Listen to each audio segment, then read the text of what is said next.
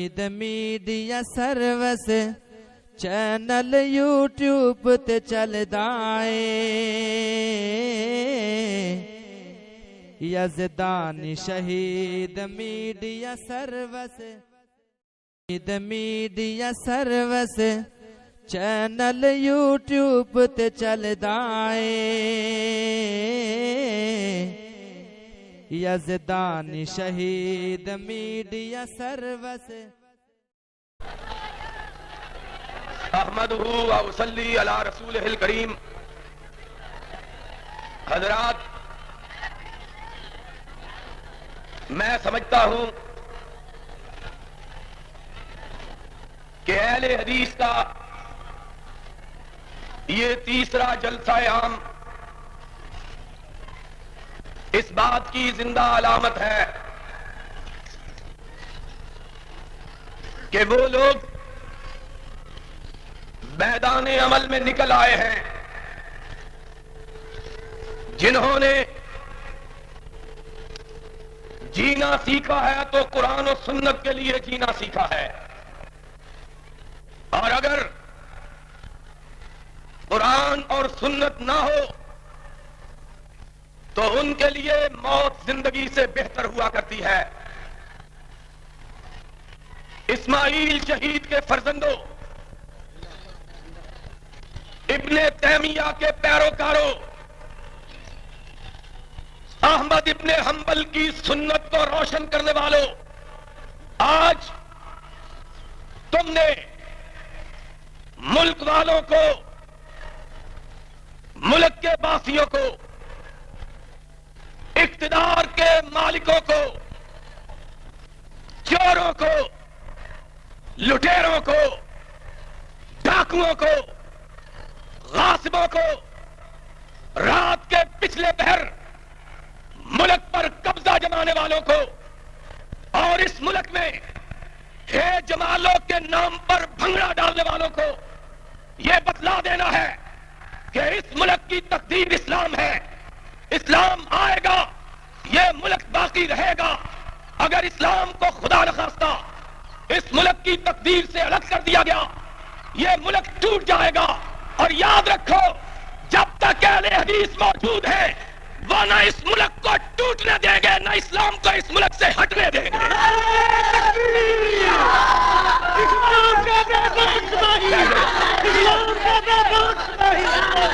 بیٹھو بیٹھو، تھوڑا وقت ہے بات کرنے دو۔ میں یہ سمجھتا ہوں کہ جس قدر حکومتیں اس پاکستان میں بنی ہیں، جتنے بھی حکمران قائد اعظم کے بعد اس ملک پہ مسلط ہوئے ہیں، انہوں نے صرف دو کام کیے ہیں اور کوئی کام نہیں کیا۔ ایک، اسلام سے اس ملک کی قسمت کو الگ کرنے کا، اور ایک، جمہوریت کو کچلنے کا۔ اور یہ دو وہ چیزیں ہیں کہ پاکستان جن دونوں چیزوں کا رہی منت ہے۔ پاکستان جب بنا تو اس لیے بنا کہ یہاں اسلام کا نظام ہوگا۔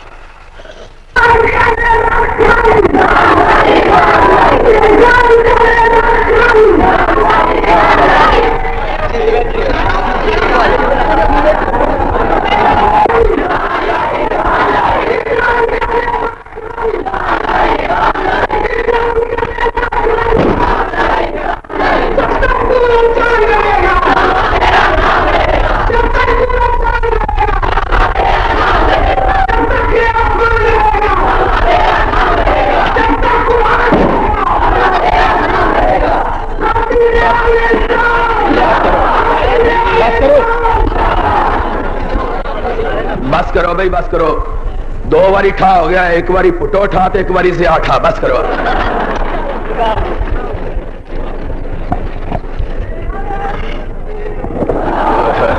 اینو انجوش آیا، بس کر یار۔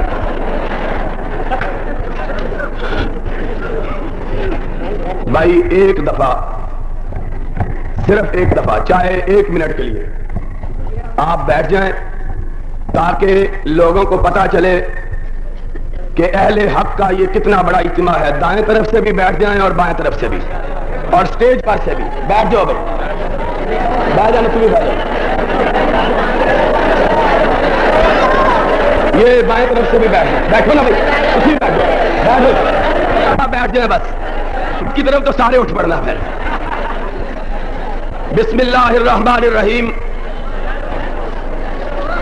احمدہ و اصلی علی رسولہ الکریم. حضرات, میں جب سٹیج کی طرف بڑھ رہا تھا تو بے شمار لوگوں نے راستے میں آتے ہوئے مجھے رکے دیے. کوئی سوال کچھ کر رہا ہے, کسی نے کچھ سوال کیا. ایک سوال بہت سے رکوں میں مشترک ہے اور وہ یہ ہے کہ اہل حدیث اب تلک کیوں سوئے رہے, آج کیوں جاگے ہیں, کیا سبب ہے کہ پہلے ہم نے ان کی نہ للکار سنی نہ ان کی یلغار دیکھی. آج ہم ان کی پکار بھی سن رہے ہیں, ان کی للکار بھی سن رہے ہیں اور ان کی یلغار بھی دیکھ رہے ہیں. ایسی یلغار کہ جس کو دیکھ کر بڑے بڑوں کے پتے پانی ہو گئے ہیں. اور وہ لوگ جو کل تلک یہ کہتے تھے کہ اس ملک میں اہل حدیث کا کوئی وجود نہیں, آج ہمارے 2 ہی اجتماعات کو دیکھ کر یہ بات کہنے پر مجبور ہو گئے کہ ایسا معلوم ہوتا ہے اہل حدیث زمین سے اگ پڑے ہیں یا آسمان سے برس پڑے ہیں. لیکن میں یہ سمجھتا ہوں کہ یہ جو سوالات لوگوں کے ذہنوں میں آئے ہیں, ان کا جواب اگرچہ ایک لمبی نشست کا محتاج ہے, لیکن پھر بھی میں اپنی اصل بات کے آغاز سے پہلے مختصر سی تاریخ بیان کر دینا ضروری سمجھتا ہوں تاکہ لوگوں کو یہ علم ہو کہ اہل حدیث نے اس بر صغیر میں مدت مدید سے کتاب و سنت کی شمع کو فروزہ رکھا, لیکن براہ راست اب تلک سیاسیات میں کیوں نہیں آئے. اس کا سبب جو تاریخ دان ہیں وہ جانتے ہیں کہ اس کی بڑی وجہ یہ ہے کہ جب اس بر صغیر میں انگریزی استعمار کا طوطی بولتا تھا تو اس بر صغیر کے بہت سے مسلمانوں کے گروہ ایسے تھے جو انگریز کی فوج میں بھرتی ہو کر کعبہ تک پہ گولی چلانے کے لیے آمادہ و تیار ہو گئے تھے. اور انہوں نے آج جس بغداد کو بغداد شریف کہتے ہو, اس بغداد پہ حملہ کرنے والی انگریزی فوج میں بھرتی ہو کر شیخ عبد القادر جیلانی کے مقبرے پر گولہ برسانے سے بھی دریغ نہ کیا تھا.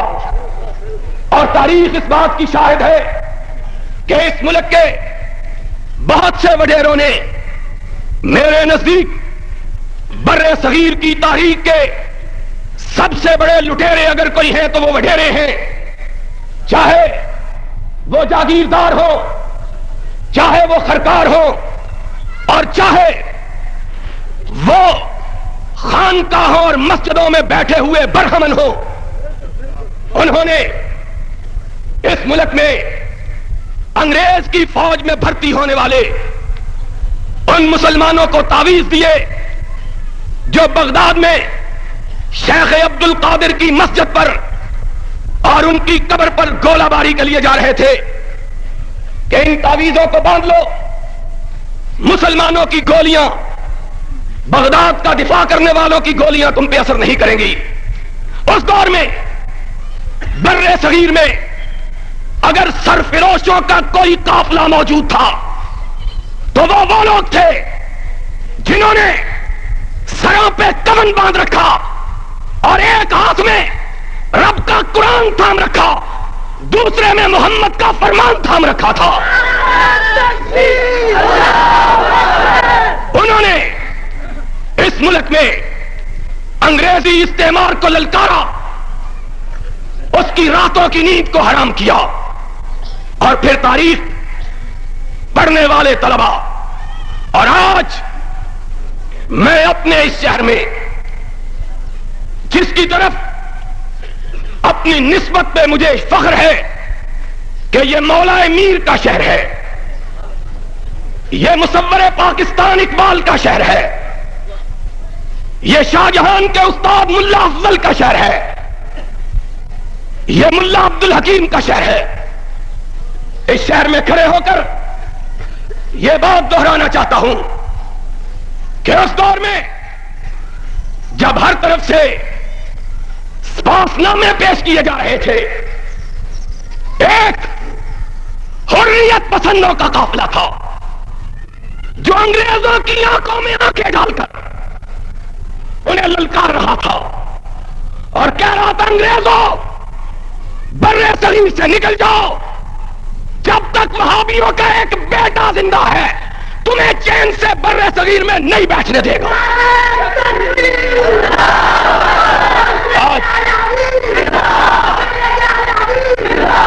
آج لوگ تاریخ کو بھی فراموش کر بیٹھے، لوگ بھول گئے ہیں۔ پہلے لوگ کہا کرتے تھے کوئی بات نہیں،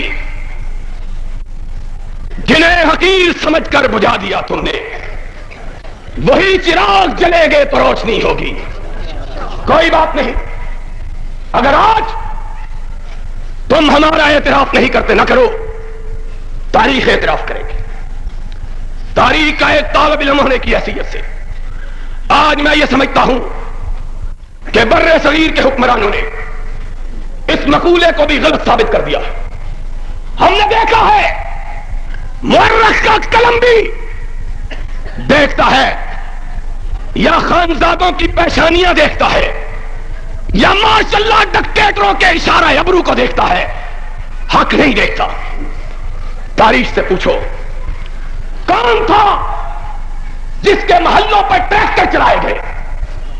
کون تھا جن کی بستیوں کو پیوند خاک کیا گیا؟ کوئی ماں کا لال بتلائے، اس کی تاریخ میں پٹنہ کا نام ہو تو مجھ سے سوال کرے، اس کی تاریخ میں بہار کا نام ہو تو مجھ سے پوچھے، اس کی تاریخ میں سعادت پور کا نام آتا ہو تو مجھ کو ٹوکے۔ یہ کن کے شہر تھے؟ اہل حدیثوں کے شہر، جن کو ان کے باقیوں سمیت ان کے اوپر گرا دیا گیا اور ان کے علماء کو پکڑا گیا، ان کو پھانسیوں کی سزا دی گئی۔ انہی میں سے ایک یحییٰ علی کا نام تھا، اہل حدیث کا سر خیل۔ جج نے پھانسی کی سزا دی، رات کو تاریخ کوٹری میں اس کو علیحدہ کر کے رکھا گیا۔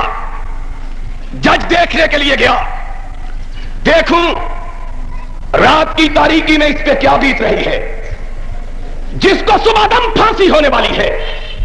کیا دیکھا؟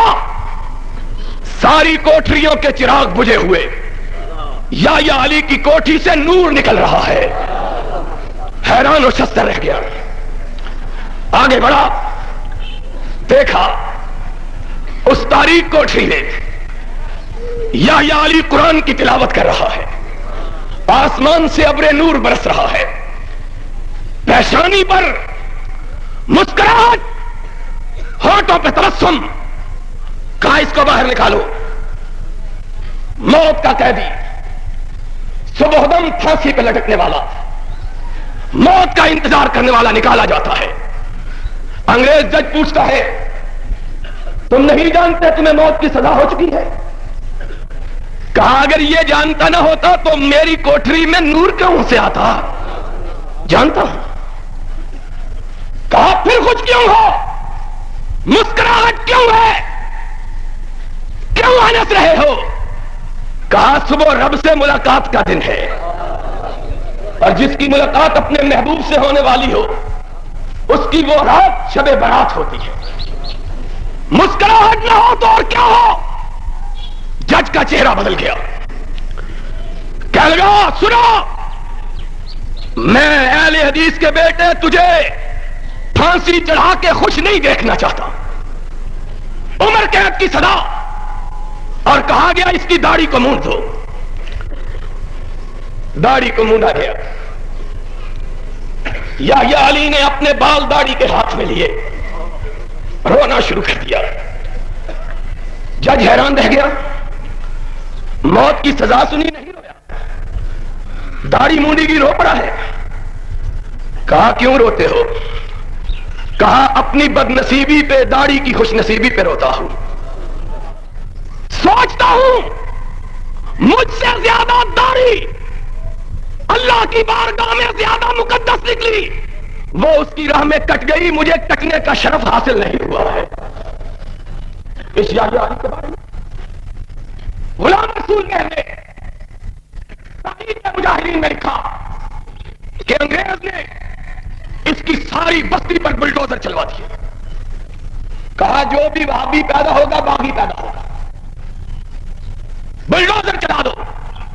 جو باہر لوگ رہتے تھے ان کو پکڑ کے انگلستان بھیج دیا کہ اس فضا میں ذرا دماغ ٹھنڈا ہو جائے گا۔ کہا 57 برس بیت گئے، بستی کو مٹے ہوئے، یحییٰ علی کو کٹے ہوئے، اہل حدیث کی بستیوں کو برباد ہوئے، 57 برس گزر گئے، نئے سرے سے اجازت ملی اپنے گھر بنا لو۔ سوچا اب ان کے خمیر سے بغاوت کا پتا نکل گیا ہوگا، بنائے گے گھر۔ انگریز بہار کا گورنر اسی قافلہ حریت کے سالاروں کے گھر، جن کو سمجھتا تھا کہ ان کی نسلوں کی برین واشنگ ہو چکی ہوگی، گیا۔ ایک 8 سال کا بچہ، 7 سال کا بچہ ایک لاٹھی کو اپنی ٹانگوں میں دبائے گھوڑا دوڑانے کا کھیل کھیل رہا تھا۔ جس طرح بچے لاٹھی کو سواری بنا کر کہتے ہیں گھوڑا آیا ہے، کھیل رہا تھا۔ اے ڈی سی آگے بڑھا، کالا انگریز تھا، اسی طرح کا کالا انگریز جس طرح کے ہمارے حکمران کالے انگریز ہیں۔ چٹے انگریز چلے گئے، کالے ہمارے لیے چھوڑ گئے، اور ان کی شکل پھر بھی کچھ اچھی تھی، ان کی شکلوں پہ بھی فٹے منہ پڑی ہوئی ہے۔ کالا انگریز آگے بڑھا، اس نے دستک دی، کہا صوبے کا گورنر آیا ہے۔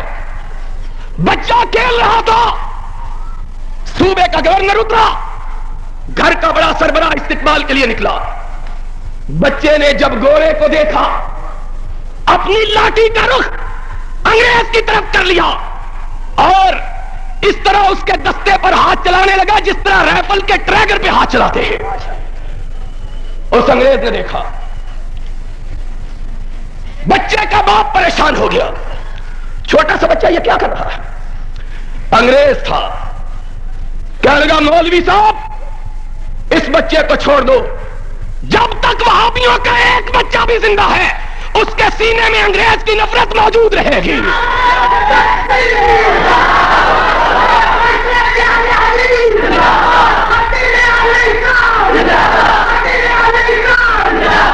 اور پھر شہریار پھانسیاں لگائیے اس سیالکوٹ کے شہر میں۔ بھول گئے ہو سیالکوٹ کے باسی تم اپنی تاریخ، تمہیں یاد ہو کہ نہ یاد ہو، مجھے یاد ہے سب ذرا ذرا، تمہیں یاد ہو۔ اور جسے آپ کہتے تھے با وفا، جسے آپ کہتے تھے آشنا، میں وہی ہوں مومن مبتلا، تمہیں یاد ہو کہ نہ یاد ہو، تمہیں نہیں یاد۔ اس سیالکوٹ کے اندر وہابیوں کے لیے پھانسیاں لگائی گئی، صرف بنگال کے اندر 1 لاکھ اہل حدیثوں کو پھانسی پر لٹکایا گیا، ایک۔ اور کسی کا ماضی اتنا حسین ہو تو لے کے آؤ، ایک لڑکی صرف ایک باپ کی لاش اٹھا لائی ہے، اور تم تو ایک لاش لے کے آ گئے ہو اور میری لاشیں تو اتنی بے شمار ہیں جن کو میں اٹھا بھی نہیں سکتا ہوں. میں کس طرح اٹھاؤں؟ تم تو اٹھا کے آ گئے شہر شہر میں. اور میرے بھائی اخبار نویس لکھے, میں چیلنج دیتا ہوں, آج پاکستان بنے 39 برس ہو گئے, آج تک فوج کے کمشنر افسروں کے حلف نامے میں یہ بات لکھی ہے, سنا, آج تک اس مولوی ضیاء الحق کے بارے میں, جن کا نام سن کے کئی لوگوں کے پیٹ میں درد ہونا شروع ہو جاتا ہے, پترا تینوں ہی ٹکرنے ٹھہر جا تو ذرا. اس ضیاء الحق کے دور میں, اس ضیاء الحق کے دور میں بھی آج تک سینئر افسروں کے لیے, فوجی افسروں کے لیے ایک حلف نامہ ہے جس پر دستخط کیے جاتے ہیں. اس میں لکھا ہوا ہے کہ یہ بھی حلفیہ بیان کرے کہ یہ وہابی نہیں ہے. آج تک لکھا ہوا ہے. اور سنو, ابھی لعنت کرنے لگے ہو. لعنت تو اس وقت ہوگی جب سارے کہیں گے لعنت. سنو, اور ان لعنتاں نال اثر کوئی نہیں ہوندا. ہوندا تے کدی دا بوریا بستر چوک کے نس گیا ہوندا. یہاں تو جب تک کرائے کے مکان لینے والے مولوی کا بستر اس کے سر پہ رکھا نہ جائے تب تک وہ مکان نہیں چھوڑتا ہے. سنو ذرا بات, سنو میری بات کو سنو. آج تک لکھا ہوا ہے کہ میں وہابی نہیں ہوں. کیوں؟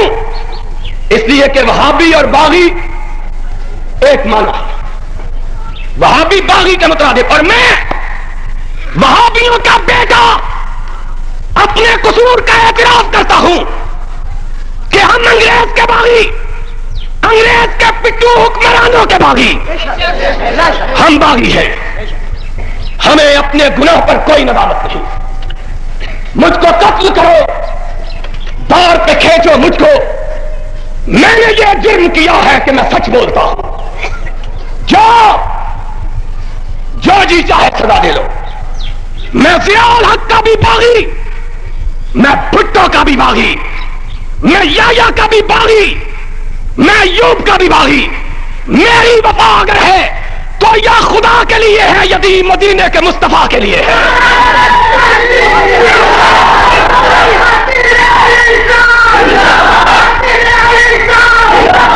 اور کسے کے کشتہ نشد از قبیلہ مانیس, اور جو باغی نہیں ہے وہ اہل حدیثوں کی فہرست سے اپنے نام کو کٹوا لے.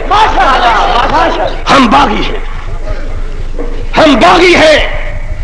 ضیاء الحق تیرے مارشل لا کے باغی, تیرے جھوٹے قانون کے معافی, تیری مصنوعی مونچھوں کے باغی, تمغے لگائے ہوئے ہیں دستک. ہم باغی ہیں اہل حدیث. اور بولو اہل حدیث, اونچی بولو اہل حدیث.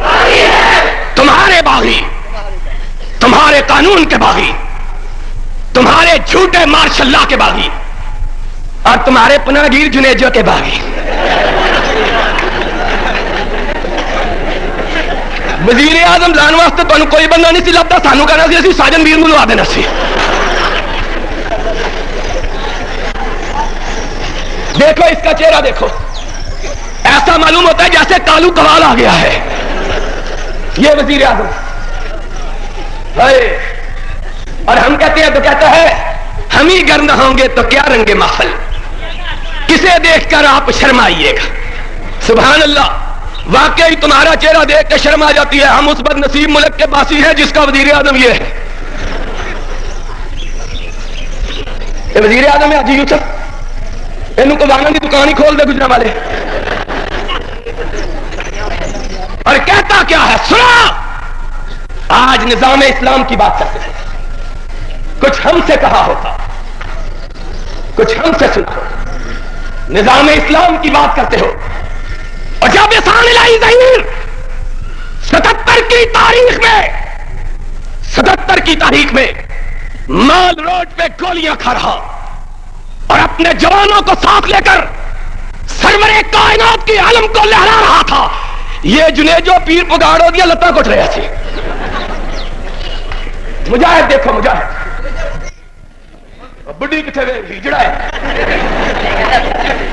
کہتا ہے بڈھی اور بس کر. اور ہمیں ڈراتے کیا ہے؟ کہتے ہیں یہ لڑکی آ گئی ہے. وہ لڑکی سے مرد نہیں ڈرتے, ہجڑے ڈرتے ہیں. لڑکی سے مرد اور عورتوں سے کبھی مرد بھی ڈرتے ہیں. اور بولو, اور سیال کوٹی ہو تم تو بڑے بہادر لوگ, بول دے کیوں نہیں؟ اور کبھی لڑکی سے مرد ڈرے ہیں؟ ہجڑے ڈرتے ہیں, ہجڑے. کمر پہ ہاتھ رکھ کے کہتے ہیں یہ آ گئی ہے, اب ہمارا کیا بنے گا؟ تمہارا مربع بنے گا. ادھر سے یہ ڈوئیاں مار رہی ہوگی, ادھر سے اہل حدیث مولانا عبداللہ کی سوٹی مار رہے ہوگے.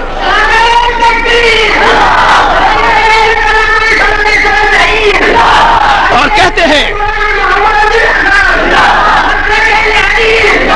ہم تو کہتے ہیں, سنو, ایک دور تھا اہل حدیث کا نام لینا جرم تھا. اتنے شہداء کی لاشیں ہم نے اٹھائی, اپنے کندھوں پر اٹھائی, ان کو لے کے آئے, اور پھر لوگوں نے سمجھا اپنی صف بندی ضروری ہے. جب تک صف بندی نہ ہو, یہ پسے ہوئے انگریزی استعمار کے اور انگریزی استعمار کے گماشتوں کے, ان کی مانوی اولاد کے پسے ہوئے, جب تک یہ سانس نہ لے لیں گے تب تک نئی لڑائی لڑ سکتے. آج وابیوں نے سانس لے لیا, اور بولو اہل حدیثوں نے سانس لے لیا ہے. اب دنیا کی کوئی طاقت اس ملک میں قرآن و سنت کی راہ میں رکاوٹ نہیں بن سکتی. دنیا کی کوئی طاقت. اور سنو, آج چند شتونگڑے چھوڑے, مولوی جاہل درباری ملا کہتے ہیں جمہوریت کی بات نہ کرو. کیوں؟ جمہوریت تو آئی نکاح چاہیے. کہتے ہیں جمہوریت کی بات نہ کرو. سنو, یہ ملک دو چیزوں کے ساتھ اس کی قسمت وابستہ, ایک اسلام کے ساتھ اور دوسری جمہوریت کے ساتھ. اور حکمران ان دونوں کو اپنے لیے خطرہ سمجھتے ہیں.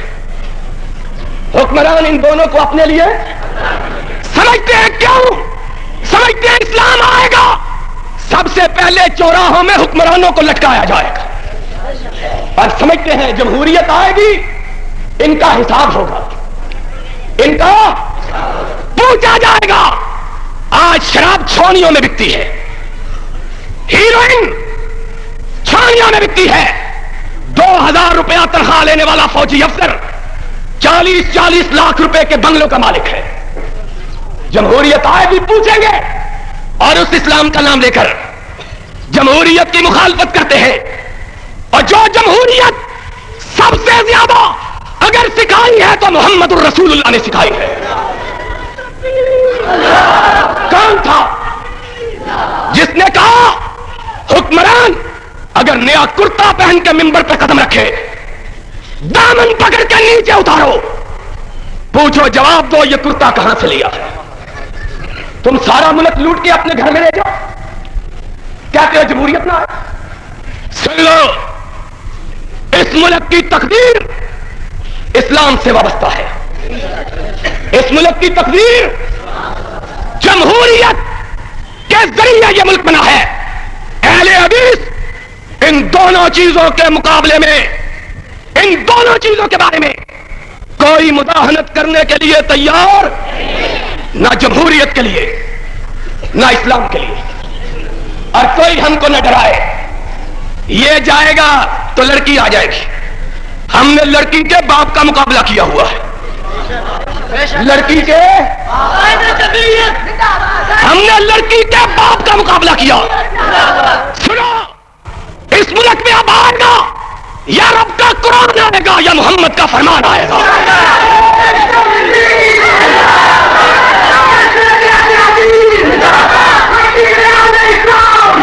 حضرات, میں آخری بات کہ نماز کا وقت ہونے والا ہے یہ کہنا چاہتا ہوں. میرا جی یہ تھا کہ آج اپنے شہر میں کھل کر باتیں کرتا, لیکن سوچ رہا تھا کہ مجھ تک کب ان کی بزم میں آتا تھا دور جام, اور ساقی نے کچھ ملا نہ دیا ہو شراب میں. لیکن بہرحال آخری بات آپ سے ہاتھ بلند کروا کے کہلوانا چاہتا ہوں. ہاتھ بلند کر کے کہو اس ملک میں قرآن و سنت آئے گی, اس ملک میں قرآن کا نظام. ہاتھ اٹھا کے کہو اس ملک میں قرآن کا نظام. اور جو اس کی راہ میں رکاوٹ بنے گا یہاں سے, جو اس کی راہ میں رکاوٹ بنے گا یہاں سے, جو اس کی راہ میں رکاوٹ بنے گا یہاں سے. میڈیا سروس چینل یوٹیوب تے چلدا اے, یزدانی شہید media service, media service channel YouTube تے چلدا اے, یزدانی شہید میڈیا سروس.